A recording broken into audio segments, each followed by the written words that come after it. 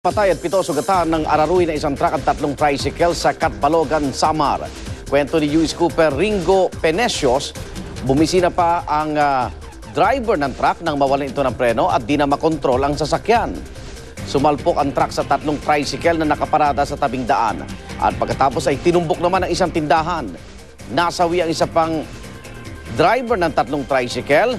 Ang driver naman ng nagdisgrasyang truck, tumakas sa pinangyarihan ng aksidente. Ilan sa ating mga kababayan, lalo na yung mga sikat o may kabuhayan, ay nabiktima na po ng tinatawag na stalker. Sila po yung mga buntot ng buntot at kung minsan ay nagiging bantana sa seguridad at pribadong buhay ng isang individual. Yan ang gusto maiwasan sa panukalang sinusulong sa Senado kung saan paparusahan ang mga stalker. Nakatutok si Cara David.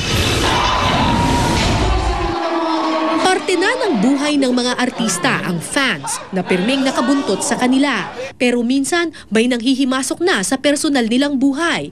Hindi malilimutan ni Ara Mina ang isang lalaking tagahanga. 5 buwan daw siyang sinusundan nito. Saan man siya bumaling ng tingin, naroon ito. Kinakausap siya, pinapadalhan ng mga mensahe at niyayayang pakasal.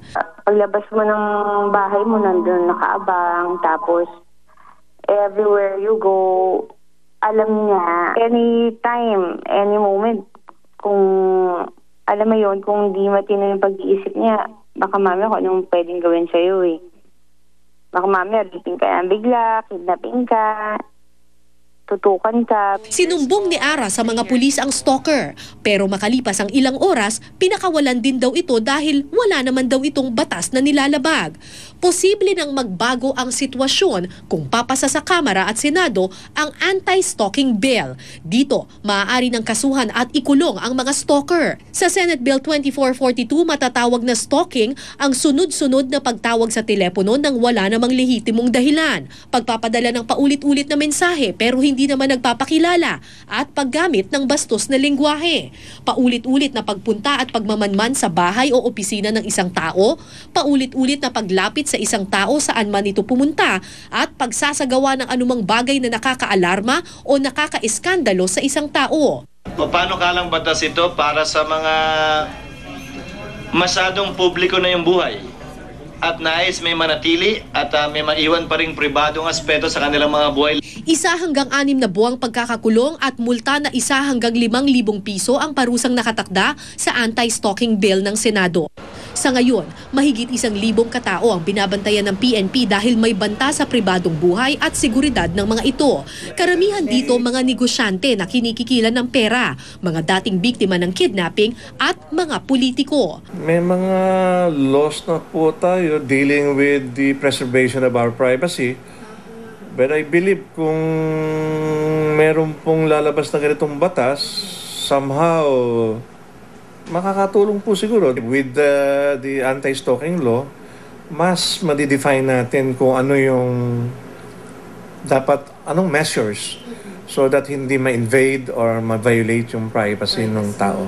Kung may mga kaduda-dudang individual na sumusunod sa inyo, i-report agad ito sa PNP. Kumuha ng anumang ebidensya na makapagtuturo sa katauhan ng stalker.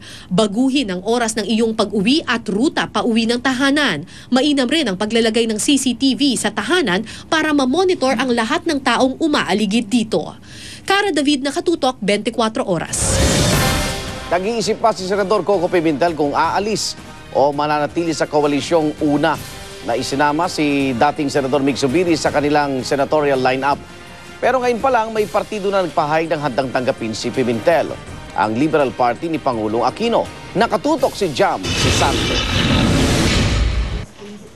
Nasaktan man, mahirap daw para kay Senador Coco Pimentel na magdesisyon kung iiwan na niya ang United Nationalist Alliance o UNA. I want to stay with UNA. Actually, I will try to save my membership within UNA because matagal ko na pong kasama yung mga yan.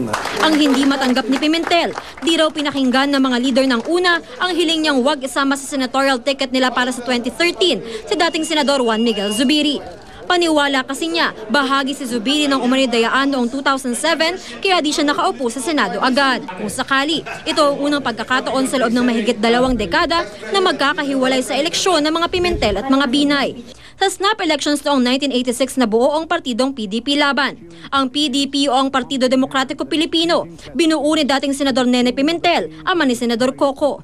Ang Laban o Lakas ng Bayan ay binuo ng grupo ni dating Senador Benigno Aquino Jr. kasama na rito si Vice President Jejomar Binay. Ayon kay Binay, nirespeto lang raw nito ang desisyon ng una nang tanggapin si Zubiri. Nirerespeto rin daw niya ang opinyon ng nakatatandang Pimentel tungkol sa kapangyarihan ng pera sa politika. Sa diwa ng tunay na demokrasya, talagang kanya-kanya ng opinion, kanya-kanyang pananaw. Rerespetuhin din daw niya anuman ang desisyon ng matagal na niyang kapartido. Sabi niya, bigyan pa siya ng konting panahon. Whatever is his decision, we will respect it. Si dating Pangulong Estrada na una na ring sinabing pinaimbestigahan na niya ang issue ng pandaraya pero wala raw ebidensya na kapagpatunay na kasabwat si Zubiri. Si Zubiri naman, ilang beses na ring sinabi na wala siyang kinalaman sa umunay dayaan noong 2007. Inaasahan din daw niyang makasama pa rin si Pimentel sa election 2013. Never pong pera-pera ito. Unang-una, walang pera si Mig Zubiri. Mataas naman ang aking pagrespeto kay Senator Nene Pimentel. Dati ko po siya kasama nung ako yung majority floor leader, siya yung aking minority floor leader. Sana naman po respetuhin po nila ang desisyon ng United Nationalist Alliance. Sakali man, tila may partido nang naghihintay kay Pimentel, ang Liberal Party ng Pangulong Aquino. Hihintayin natin siyang magdesisyon, ayaw natin siyang madaliin, hindi biro itong kanyang pagsubok na hinaharap. So, pagka siya ay nagkapagpasa na at bukas siya sa atin, then tsaka kami mag-usap. Magdedesisyon daw si Pimentel sa loob ng 2 linggo matapos konsultahin ng mga kapartido sa PDP Laban. Jamsi Sante, Nakatutok, 24 Oras.